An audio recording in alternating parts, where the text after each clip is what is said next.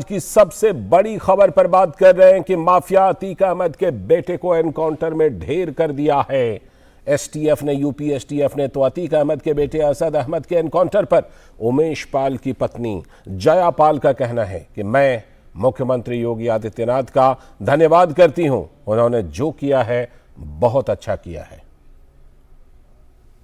माननीय मुख्यमंत्री जी को धन्यवाद देती हूं जो उन्होंने आज इतना बड़ा फैसला को अंजाम दिया। उन्होंने जो किया है बहुत अच्छा किया है। उन्होंने अपनी बेटी का सुहाग के कातिलों को सजा दिलाई।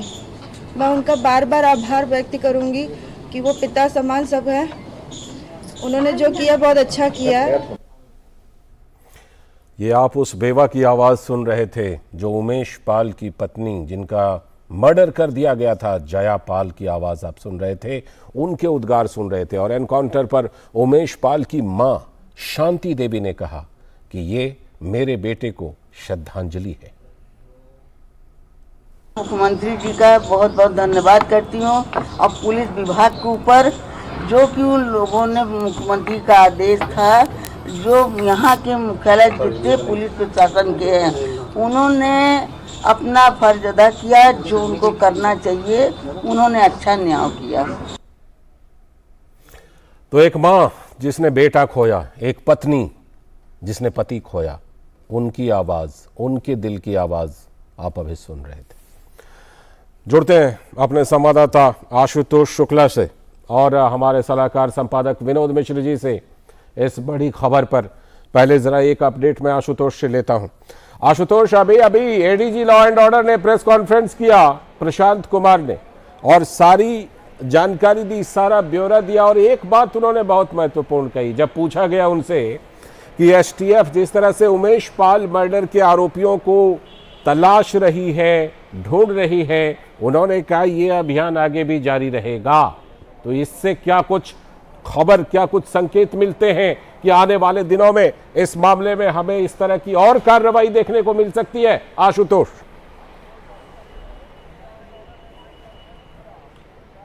बिल्कुल लालचंद, ये कार्रवाई ना आखिरी है ना अंतिम है। पुलिस भी इसको जानती है, उत्तर प्रदेश की सरकार भी जानती है, और उत्तर प्रदेश सरकार की मंशा क्या है इसको भी कहीं न कहीं जो है उत्तर प्रदेश की पुलिस समझती है। माफियाओं का समूल नाश, जिसको लेकर के उत्तर प्रदेश के मुख्यमंत्री ने विधानसभा के भीतर कहा था कि मिट्टी में मिला दूंगा, वो केवल अतीक तक या अतीक के परिवार तक नहीं सीमित है, बल्कि उत्तर प्रदेश में माफियाओं की एक लंबी सूची है। और उस लंबी सूची के तमाम सारे जो है माफिया इस समय जेल में बंद हैं, जिनके संगठित अपराध थे, जिनके संस्थागत स्वरूप हो चुके थे, जो विभिन्न प्रकार के व्यवसायों में, चाहे वो जमीनों को हो चाहे खदानों को हो, लेकर के वो जो है लगातार सक्रिय थे, उत्तर प्रदेश की जनता को पीड़ित किए थे।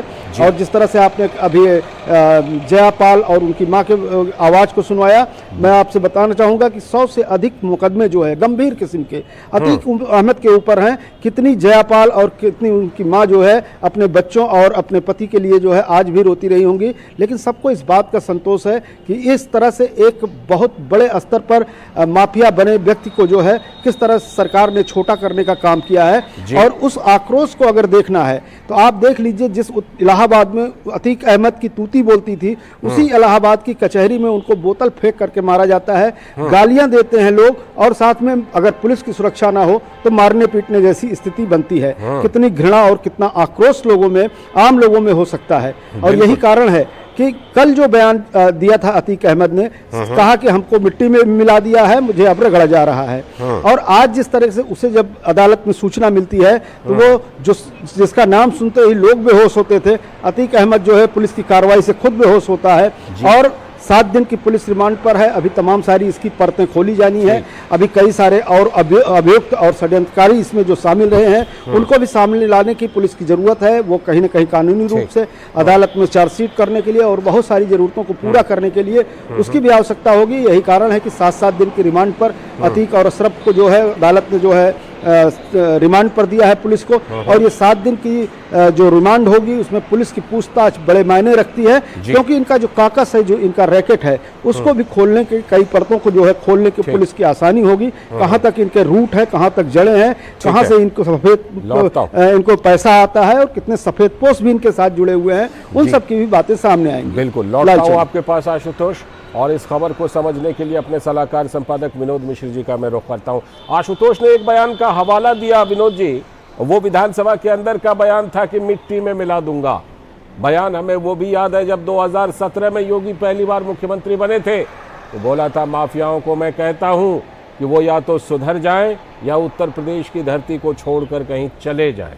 लगता है उसके बावजूद अतीक अहमद जैसे अपराधियों ने उस बयान से भी सबक नहीं लिया था, तभी आज ये दुर्दशा देखने को मिल रही है अतीक अहमद जैसे अपराधियों को।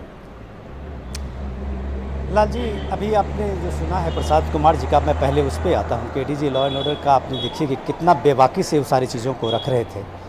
ये एक राजनीतिक इच्छा शक्ति का जो ये प्रदेश है, जिसमें इकबाल का जो शासन है और कानून का राज होता है, तो कैसे पुलिस ऑफिसर उन सारी चीज़ों को लेके आते हैं और मीडिया से मुखातिब होते हैं। ये एक साफ उसके एक आप देख रहे थे कि उसकी तस्दीक करते प्रशांत कुमार दिख रहे थे।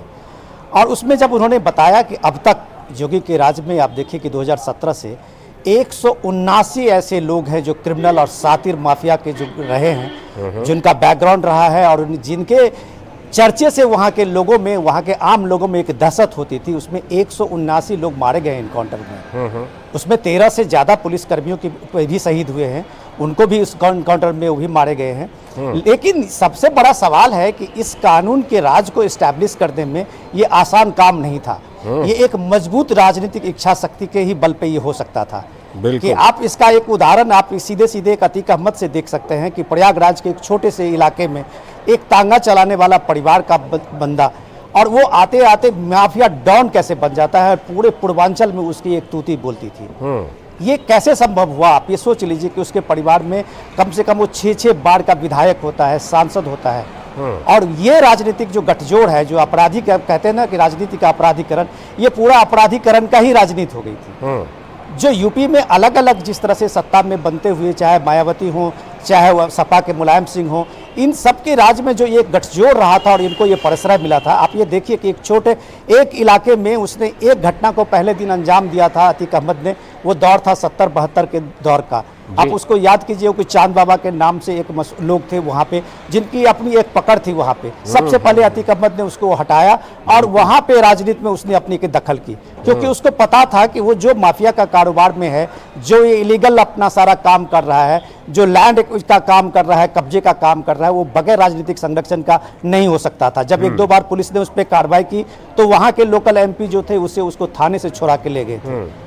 ये सिलसिला से एक दिन में अतीक नहीं बनता है, एक दिन में ये असद नहीं बना है। कि आप देखिए कि जो राजू पाल सांसद रहे BSP के, उसके एक अंतिम गवाह है ये उमेश पाल था, और उसको किस तरह से दौड़ा के मारता है, वो पूरी CCTV पूरे देश के लोगों में और लोगों के सामने में है। वो इतना बड़ा खतरनाक, ये आप सोच सकते हैं कि परिवार का क्रिमिनल एक बैकग्राउंड बना था कि आप वो देखिए दिन दहाड़े एक लास्ट को उसका गवाह था जिसको खत्म करके अतीक अहमद को जेल से बाहर करना चाहता था, और उसमें उमेश पाल की हत्या हुई थी, और उसमें वही शूटर जो गुलाम और ये असद थे उनकी आज इनकाउंटर में मारे गए।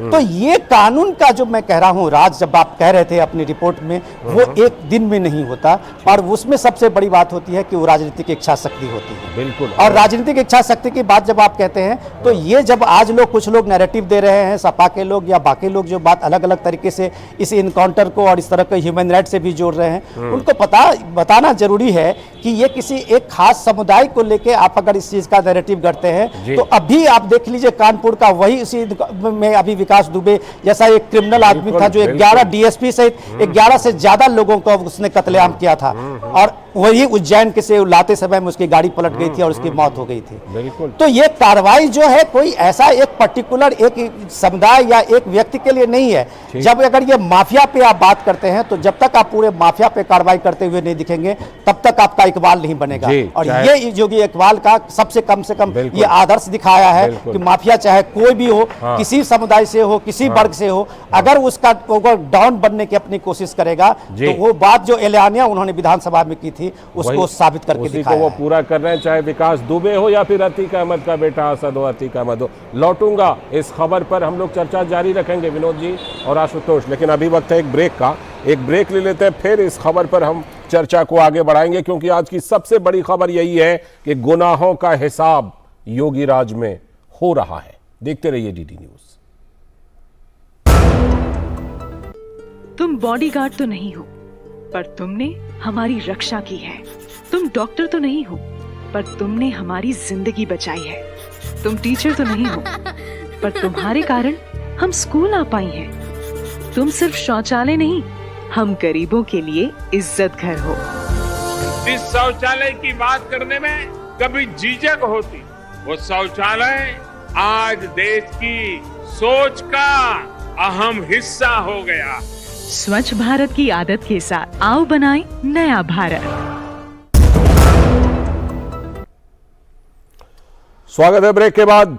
आप देख रहे हैं डीडी न्यूज पर इस वक्त, और इस वक्त में आज हम सबसे बड़ी खबर पर चर्चा कर रहे हैं कि माफिया अतीक अहमद के बेटे असद का एनकाउंटर हो चुका है। साथ में शूटर गुलाम का भी और अतीक अहमद की पेशी हुई है। हमारे साथ हमारे संवाददाता आशुतोष शुक्ला और हमारे सलाहकार संपादक विनोद मिश्र जी जुड़े हुए हैं। आशुतोष, आप जो आज की घटना का जिक्र कर रहे थे आशुतोष, प्रयागराज में इलाहाबाद हाईकोर्ट, क्योंकि हाईकोर्ट का नाम इलाहाबाद ही है, इलाहाबाद हाईकोर्ट में कभी ये तूती बोलती थी कि जज जब अतीक अहमद के मामलों की सुनवाई करते थे तो अपने नाम को वापस ले लेते थे, और आज का घटना आप बता रहे हैं कि लोग पत्थर फेंक रहे हैं, लोग जूते फेंक रहे हैं, लोग नारे लगा रहे हैं। ये जो पूरा का पूरा बदलाव है आशुतोष, ये उसी इकबाल का नतीजा है जिस इकबाल का जिक्र विनोद जी अभी कर रहे थे, योगी राज का इकबाल।